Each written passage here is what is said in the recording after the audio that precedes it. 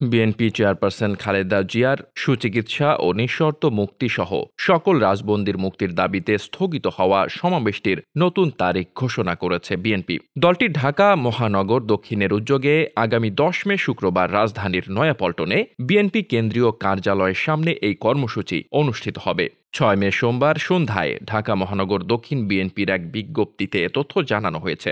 গত 26 এপ্রিল ঢাকায় এই সমাবেশ অনুষ্ঠিত হওয়ার কথা ছিল, কিন্তু তাপপ্রবাহ ও হিট অ্যালার্টের কারণে তা স্থগিত করা হয়েছিল। এ বিষয়ে ঢাকা মহানগর দক্ষিণ বিএনপির আহ্বায়ক কমিটির সদস্য সাইদুর রহমান মিন্টু জানান, স্থগিত হওয়া সমাবেশটি আগামী 10 মে অনুষ্ঠিত হবে। এতে প্রধান অতিথি থাকবেন বিএনপির জাতীয় স্থায়ী কমিটির সদস্য বাবু গয়েশ্বর চন্দ্র রায়। বিজ্ঞপ্তিতে আরও বলা হয়, আগামী 8 মে বুধবার বিএনপির সাবেক সাংগঠনিক সম্পাদক ও ছাত্র দলের সাবেক সভাপতি নাসির উদ্দিন আহমেদ পিন্টুর মৃত্যুবার্ষিকী উপলক্ষে ঢাকা মহানগর দক্ষিণ বিএনপির উদ্যোগে নয়াপল্টনে বিএনপি কেন্দ্রীয় কার্যালয়ের নিচতলায় মিলাদ ও দোয়া মাহফিল অনুষ্ঠিত হবে। অনুষ্ঠানে প্রধান অতিথি থাকবেন বিএনপি জাতীয় স্থায়ী কমিটির সদস্য জনাব নজরুল ইসলাম খান।